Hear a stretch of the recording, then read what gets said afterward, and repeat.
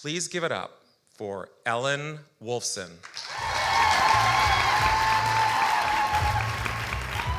This is my megaphone, and I have had this for 54 years. And you are soon going to hear why this is so important to me.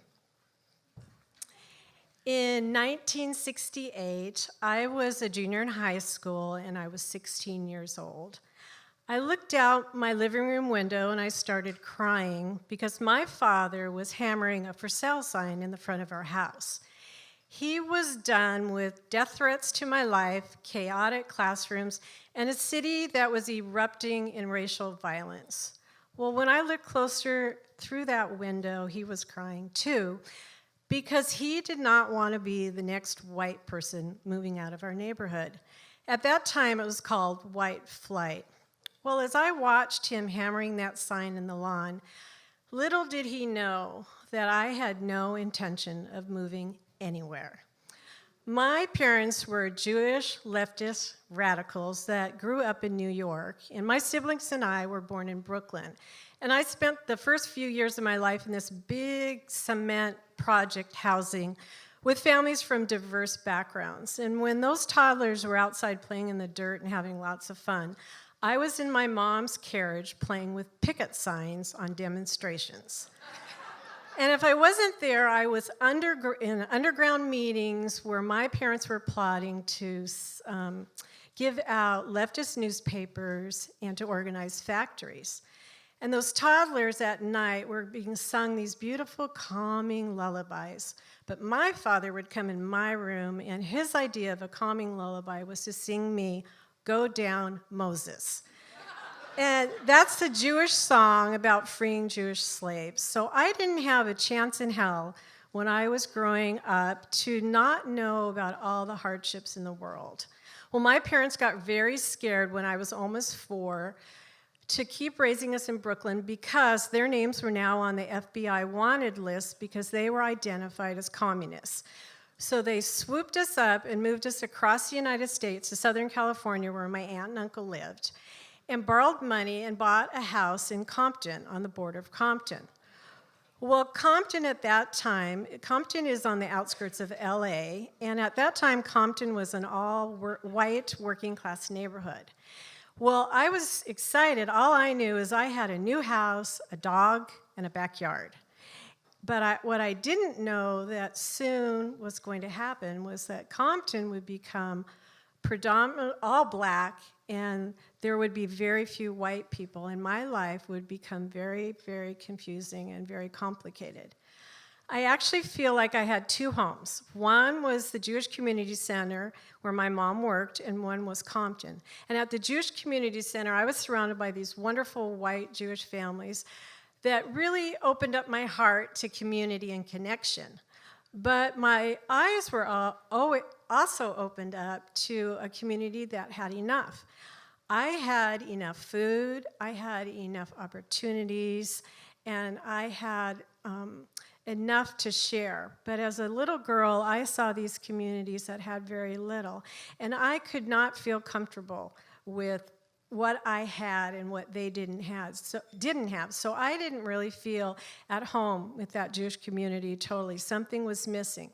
But where I felt at home was Compton. I went to school there for 12 years. And when people would hear that I went to school in Compton, they would say, "Oh my God, you go to school in Compton? You go to school on the other side of the tracks." Well, hell, I didn't know what that meant. I thought, that sounds bad, dirty, dangerous.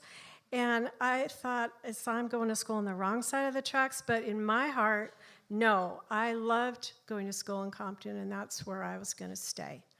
By the time I got to high school, I was a minority in Compton at my high school because I was white and I was Jewish. I looked around and I thought, wow, I'm with a different mix of kids. I'm with mostly black kids and a few Chicanos. And I felt like I was thrown in a Vitamix that was on high speed, mixing up race riots and an education that was grounded in street smarts, not academics. Well, going into school, everybody kept warning me about 2 things. The first thing they warned me about is, you are going to the dumbest high school you could go to, and you are not going to learn anything that gets you into college. Well, I thought about that for a minute, and I thought, well, I really just have two goals in high school. One, which was the most important one, was to be a cheerleader. The second one was to be the senior class president. So I didn't really care about academics. But the second warning I did care about, and I got kind of scared, and it was, Ellen, you are going to get beat up in high school because you're white, you're Jewish, and you have a big nose.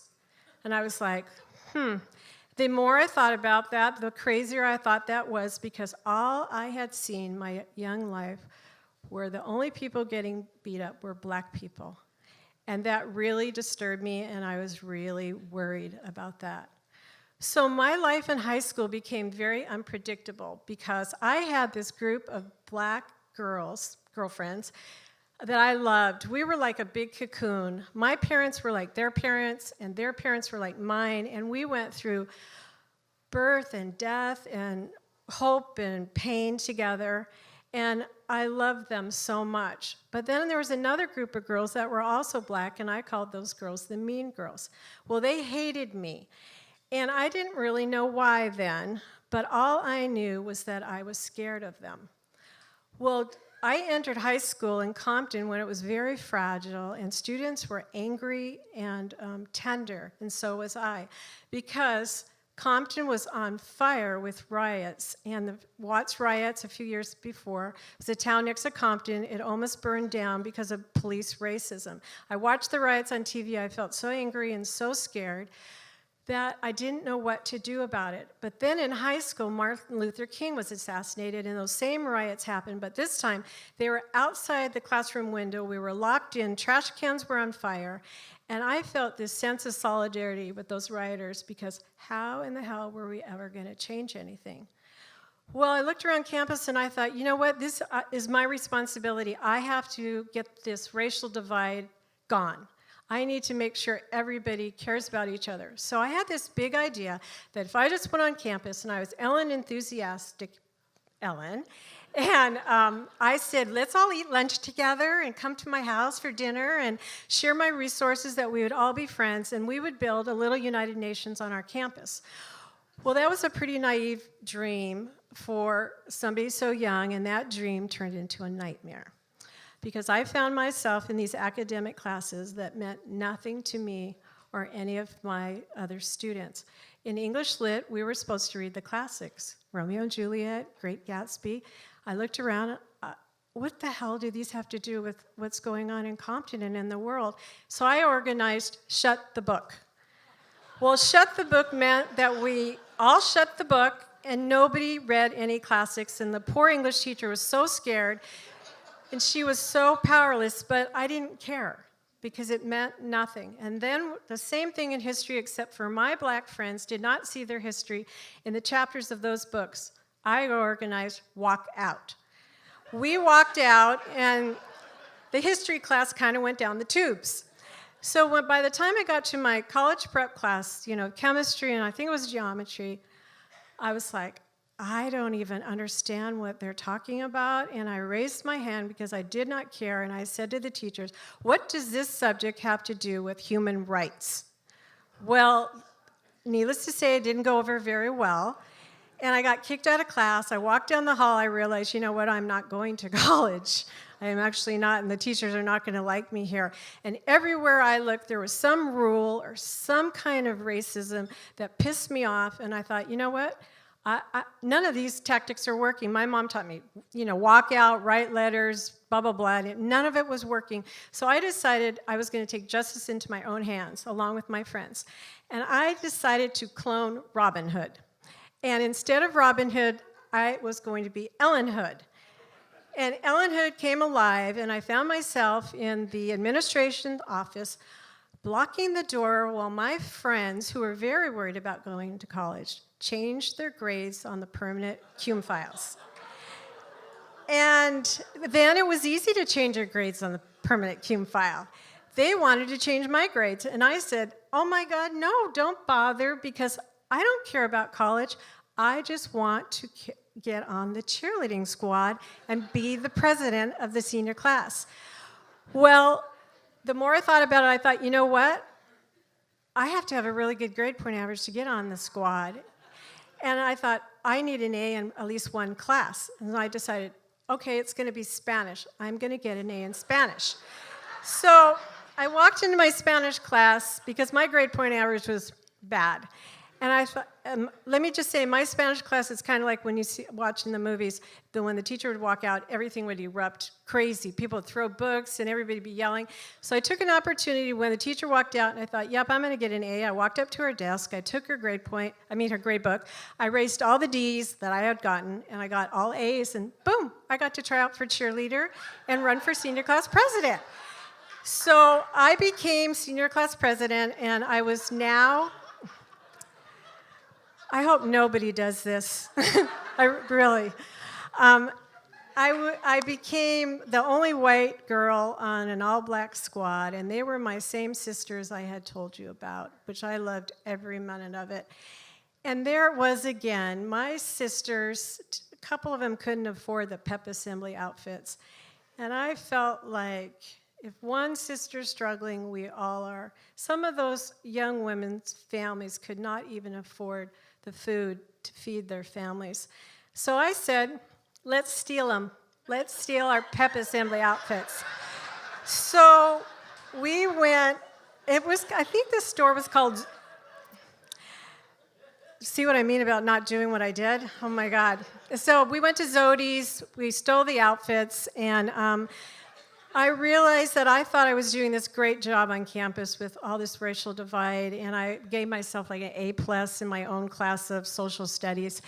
And I was walking down the hall, and there were the mean girls. They were blocking me from my locker, and it scared me, and I couldn't go to my locker. They kind of pushed me. Then I was walking to the pep assembly to be ready to be doing cheering, and I felt this incredible pain in my rear, and someone had stuck a safety pin or some sharp object right into my rear. And I realized, oh my goodness, I'm a target. I'm a target now, and I got afraid. And death threats came to my locker, phone calls, and before I knew it, I was in the office with my parents and administrators who deemed the threats real, and they told me, Ellen, you have to resign from senior class president. Well, I was really heartsick about that. I cried all night long, and I thought, where is my justice? I had worked so hard for everybody else's justice and rights. Why do I have to resign? Well, I resigned, and then they told me the big news, which was, you need to quit cheerleading. You need to resign. Well, that was it. I said, no way am I resigning from cheerleading. That is my family. Those are my sisters, and I'm not. Well, my parents couldn't believe it. They sat in that office staring at me like I was crazy. The compromise was the only way I could be a cheerleader and be in these games was if the police were in the bleachers watching me. So I was cheering down on the ground, dancing to drums, because that's how we cheered. And I looked up, there's the police and somebody from the FBI trying to figure out why these death threats were so real. And I was a little afraid, but what I was really afraid of is when I looked into my father's face on the bleachers and I saw that he was done. He was done worrying about my life, and he was done with what was happening in school, and he put the house up for sale. Well, in my young mind, I couldn't believe it because he and my mom had fought their whole lives in risky situations. We got home, the whole family was crying. My mom and my siblings, we refused to move. He took the sign down, and 20 years later, my father was one of the last white people that ever moved out of our neighborhood. And he only moved out because he was a senior. So when I look at my life, I think about how often I have been a cheerleader for people and causes. And I don't believe in for sale signs when things get hard. I stay. So I stayed in high school. Yep, I graduated. It was a miracle, but I did. And no, I did not get into college my first year. But I feel like I had the best education anyone could have ever wanted because I learned how to stay rooted in hard times. Well, I'm 65 now, and I'm a social worker, and I have a professional degree.